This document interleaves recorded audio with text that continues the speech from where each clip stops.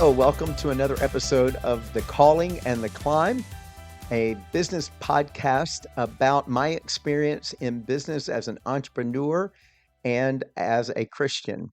I welcome my co host, Kent Curry. Kent, how are you today? Fine, Philip. I think you also need to add that you were in it for 26 years, started from nothing, and you built something special in Nashville. Started at Hee Haw Nashville, excuse me, and now you ended up with International Nashville. You grew with the city. Well, that's very true, and I appreciate you saying that. Thank you very much. So, yeah, 26 years of developing and growing this business through many different seasons.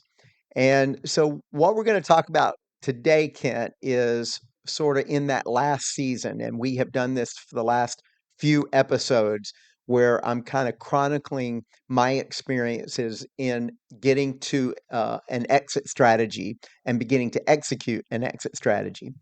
And on our last episode, I got really honest with you and told Yeah, you of some missteps that I have made and which required a course correction.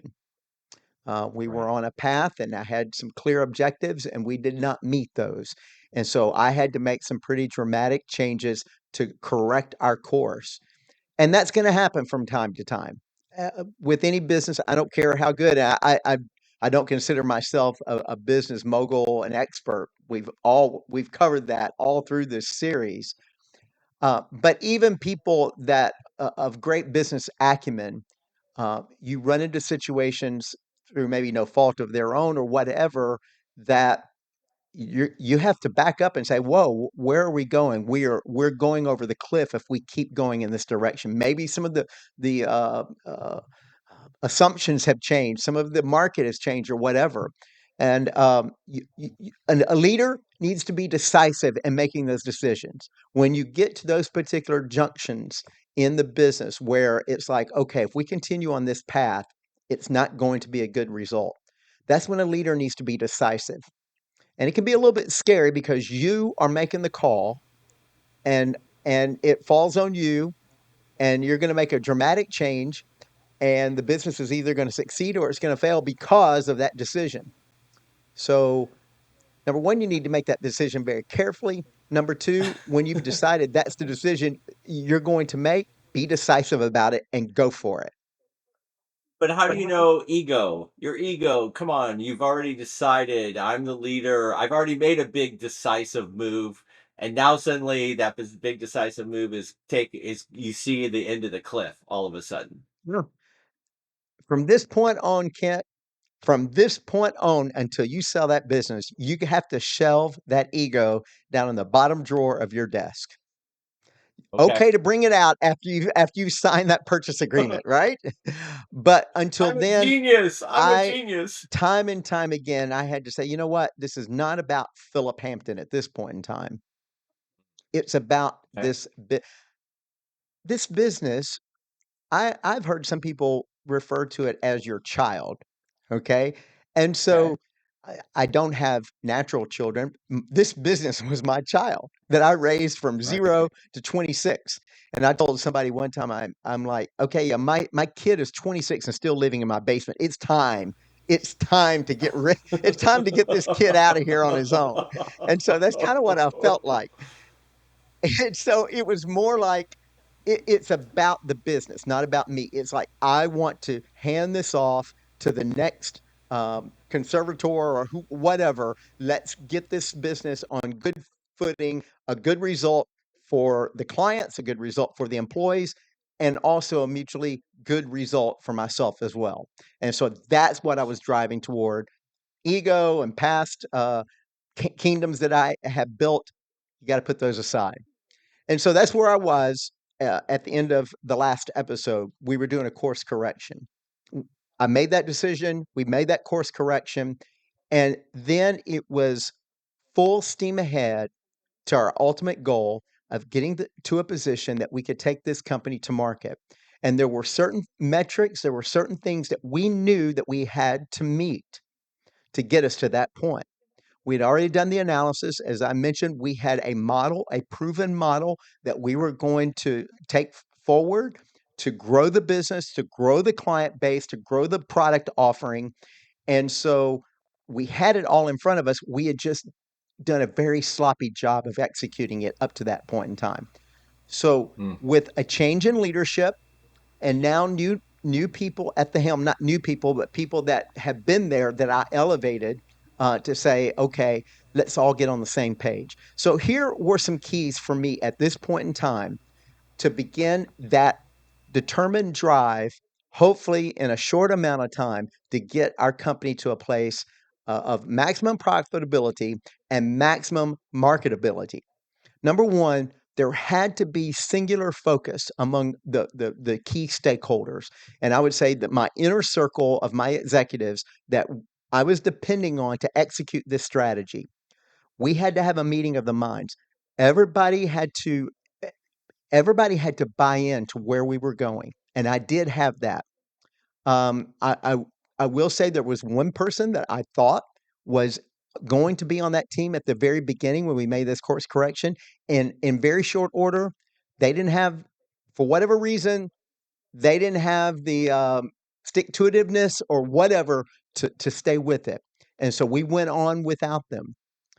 But the ones that said, okay, we're with you and we're going to execute this strategy, we know it works. We just got to work to get it done. And so, singular focus, making sure we're all on the same page. And that means that everybody from the top person on the org chart all the way down to the people at the very bottom of the org chart has to be committed to the goal. Our goal was we've got this product offering, this it was a service offering that we're bundling together these services and we're offering it to law firms. And our goal is to sign up more law firms, bigger law firms in more geographic locations, strategically selected geographic locations to grow the business.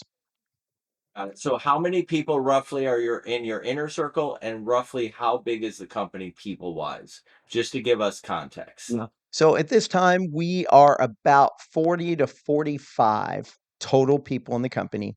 My inner circle Okay. started out as three, and we winnowed it down to two. Okay. Got it. The Got it. inner circle being the people that knew my intentions of Hmm. selling the company if we could meet Okay. these goals. They knew Yes. what my goal was. Obviously, you're not going to announce the whole company, hey, we're gearing up to sell the company. We're not going to do that. But Right. the inner circle knew that, and those two people.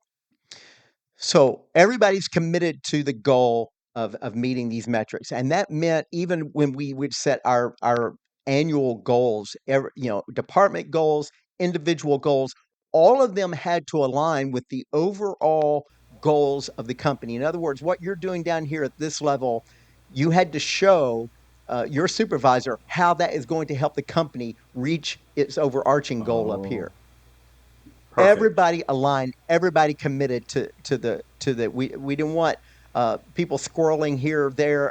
We knew what we needed to do. The discovery phase was over. We knew it was time to execute, and we had to be singularly focused on that. After we made sure everybody was committed to the goal, there had to be strict discipline in messaging, in marketing, and most importantly, in spending. And that's where we had missed it just previously in the last episode. Right. We were not disciplined. And that's really where I had to kind of get re-engaged into the process. As I've mentioned previously, I brought someone in to kind of to lead this effort, and I kind of stepped back. And as such, our spending got out of control. And I will tell you, the organization takes its cue from the leader. Yes. If the leader is disciplined in messaging, spending, then the people in the organization are going to follow suit. If the leader is not disciplined in messaging and in spending, then it's going to filter down. And so we had to reinstitute a disciplined approach. We we still had money, we still had funding from our project that was still ongoing, but we knew that that was not a bottomless barrel of money. We knew that that was going to run dry. And so we had to begin to be very disciplined in how we spent our money and be very strategic. And it was no more throwing money at some pie in the sky that was a non-proven way that we were going to get new business. And we had done some of that, a lot of that, too much of that, in my opinion. So And discipline. was there a lot of extra pressure on you? Did you feel it like we've got to be disciplined. I've got to stay on message for these three areas, or Absolutely. was that just more came out of you, or how did that No, work? I had to re-engage on that, even to the point, for a while, and I had not done this in a good while. I started reviewing reimbursement or Reports, expense yeah. reports for people that, sales staff or executives Mhm. going out and meeting clients and whatnot. Now, yes, there are some expenses that are needed, but I had to throttle that in a little bit because we were, again, people had taken cues from people up above them that they're spending crazy money because it was there Right. and they didn't earn the money. It was there, it was flowing freely, and so they were spending it freely. And so I had Mhm. to throttle that in. We had to be disciplined in our spending. So I had to get involved with that. And then the last thing I will say that in this process, we had to have continuous monitoring of our KPIs, our key performance indicators. We knew we knew what we had to do. We had to, our sales staff had to contact so many clients per week. We had to have so many demos per month. We had to have so many on-site visits. We had these metrics that we had to meet. We Right. knew on the production side or on the client side that we had certain metrics we had to meet as far as resolving help desk tickets. We had a time in which we had to resolve those. The response time, all those things we begin to monitor very, very carefully and keep up on a monthly, if not even more frequent basis. Included in that is very close monitoring of our budget and how we were measuring toward budget. And that's where I became very involved, having probably biweekly meetings with my inner circle and reviewing where we are on the budget. Extremely important. So with Yeah. that renewed focus, we move forward. Every decision from that point forward, every major decision of the company had to be made in light of what is good for the ultimate marketability for the business. Not, oh, I got a cool new idea or whatever. Okay, fine, bring it in here. But within the next 24 months, is that going to make this company more marketable? If not, then Right. no, I don't care how cool it is. We're not doing it. Right. Singular focus. So, yeah, we had that last probably 2 years was the most disciplined that we have been since I started the business. But it had to be because we had to shape up for our beauty contest. Our beauty contest was when Of we were course. like, "Oh, look at us. Who wants to buy Right. us?" That's our beauty Right. contest. All right. So, what was my role, or my executive's role in all of this? Number one, they had to give clear directives, clear goals, specific goals to team leaders, to department leaders. Communicate those again, making sure that they align with the goals of the company. But we had to be very specific. For instance, just a salesperson, you need to make X number of calls per day or per week or whatever it is. You need so many touches. You need to see this in your pipeline. And if not, then you're not measuring up to what we've hired you to do. So there had to be a clear directive and specific goals communicated. Number two, what my executives needed was an ample runway and the resources to accomplish what the mandate we had set in front of them. So Right. we had the resources. We weren't going to waste them. We weren't going to squander them. But when there was an opportunity for us to advance the ball, we put resources there.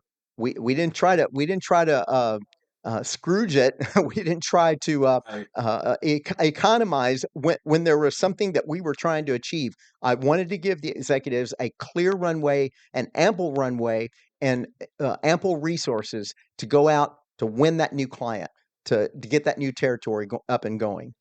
And thirdly, there had to be accountability. Everything that you do,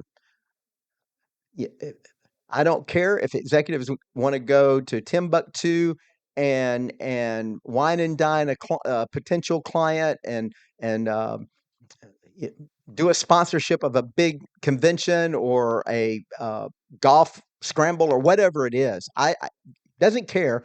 However, come back and tell me, what do we get from that?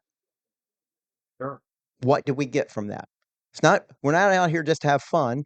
We're here to meet the goals that we've set before us. And so there had to be that accountability. Everything that was spent, everything that was done, there had to be an accountability for that. And we made sure that happened. So what was my role during this time? My role was to have a regular review of the budget and metrics, the high-end metrics. Every team leader, every department leader was measuring the metrics of the people in their departments, their areas of influence. My goal or my role was to review the company budget and how we were measuring up on the upper level KPIs, key performance indicators. It was my role to provide oversight for my executive team, and that included both making sure our strategic focus was always on point, and number two, offering encouragement. And maybe sometimes this is overlooked, particularly when you're hard charging and you're in battle.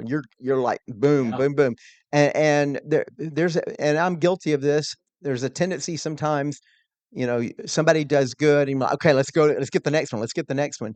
Take some time, encourage your people, encourage your executives. People need a pat on the back every once in a while. Say, hey man, that was an awesome job you did. Good grief, how did you do that? I mean, everybody likes to hear that every once in a while. And so I felt like Definitely. it was my role to be a cheerleader, particularly for my executives who were out there executing this strategy. And we were seeing results. We were beginning to see results. And as those results began to come in and we began to get more clients, larger clients, open up new geographies, I'm like, guys, you guys are awesome. You guys are you are executing. Let them know, give them feedback of what is going good so they'll continue doing that. And part of that is celebrating wins. Absolutely. Celebrating wins. We didn't want to overlook that. And I'm not talking about just winning a client, but when you get a new client, then there's the whole onboarding process. And a lot of times there's Right. conversion and it can be a big mess if you don't know what you're doing. And our Right. team, particularly during this particular period, did an incredible job. And we got feedback from the clients. You guys, I can't believe you did it this quickly. You got all of our systems converted over. It was painless. And yeah, you have some twists and turns every once in a while. But by and large, we were executing on all fronts. And so we celebrated that when we brought on a new client and there was hardly a hiccup. Man, we gathered the team. Good job, guys. We took them out to eat. Do something. Celebrate your Right. wins. And Okay. then we continuously needed to steer toward positive results. Don't get complacent. You see a few wins, congratulate, spend an evening, go out, celebrate that, Right. but come back tomorrow and let's focus on the next one. Let's go to the next one. And then let's say that we had a hiccup. We had, a client we thought we had, and then it went south on us, and they decided not to sign up.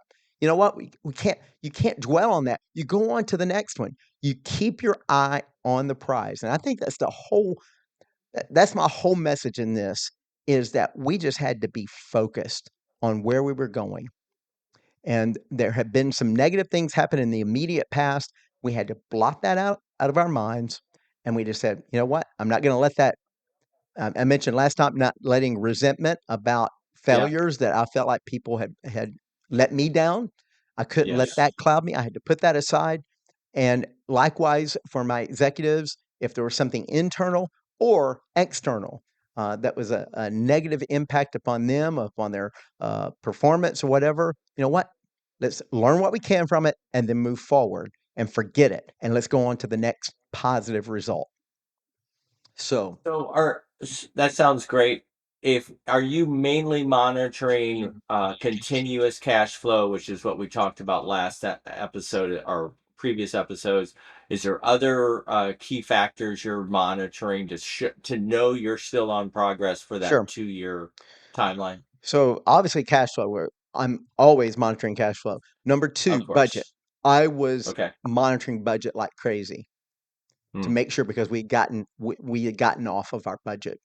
Our budget Right. process had gone awry. So I was watching the budget, and that meant everything, every department from what we're spending on, um, what we're spending on rent to what we're spending on travel to what we're spending on, um, you know, Yeah. Office supplies. yeah, Yeah. everything. I think travel and dining and that sort of thing because we were doing a lot of that, and so that was the biggest area where and even some marketing efforts, and there were some, in my opinion, I'm not a marketing guy, but in my opinion, there were some dubious marketing campaigns that spent a lot of Okay. money, and we saw very little from it.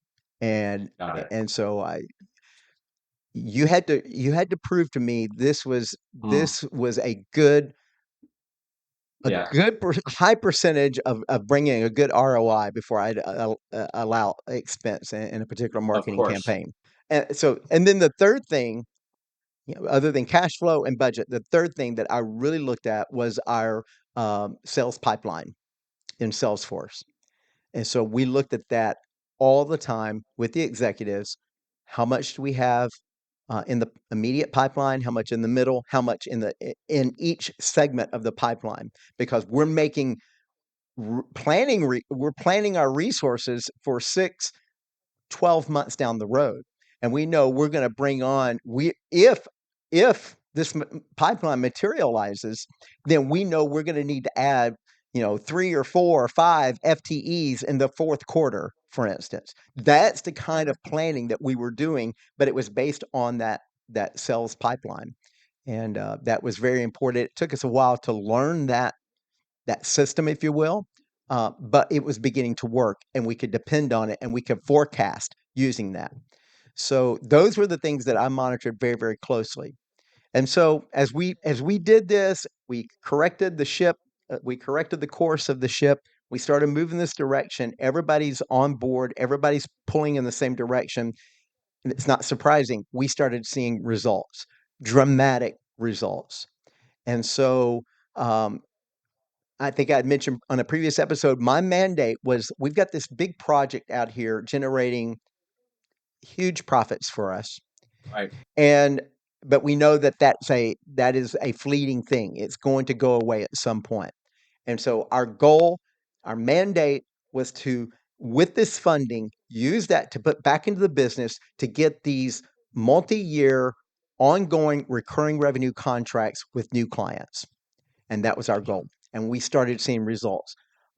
We started seeing larger and larger clients, meaning more and more people in the firm. Up until that point, our our sweet spot was a small to medium sized law firm, anywhere from say 10 attorneys up to 100 attorneys. Well, now we're looking in the 100 and above attorney range for new clients that we're bringing on, and we're starting to be successful. And my dream all along, Kent, even way back when it was not even feasible to achieve it, my dream and my thesis was this business model of outsourcing IT services, all things IT, information technology for a law firm. It certainly made sense in the early days for us to do it for small to medium-sized law firms because they weren't big enough to really justify hiring in-house IT staff. But my Sure. thesis all along is if we get so good at this and we know how law firms operate, why couldn't we, if we grow to a size, we could walk into a large law firm that has an in-house IT staff and say, you know what, we can manage this staff better and more economically than you can because this is our business. Your business is law. And so that was what we began to do, is to market into law firms that had an IT in-house staff. Now, I'm not saying we were going all those people out of a job. We would hire those people. If they were good, they were doing their job, but they were being supervised maybe by someone who was not necessarily an IT expert, if you will. Right. They could come onto our staff, have an opportunity for promotion and better supervision as well. And so it made sense. And so I began to see that the fruition of that dream as we begin to sign these bigger and bigger law firms.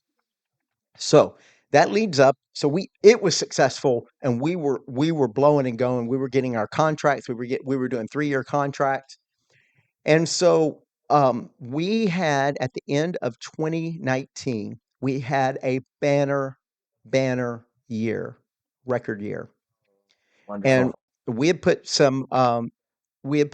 some goals on the table for our executive team and for our sales staff.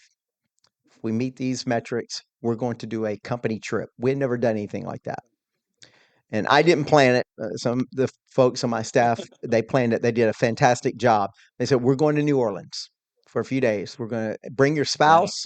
We're going to celebrate. Celebrate Okay. wins. And this was to celebrate our win in all of fiscal year 2019.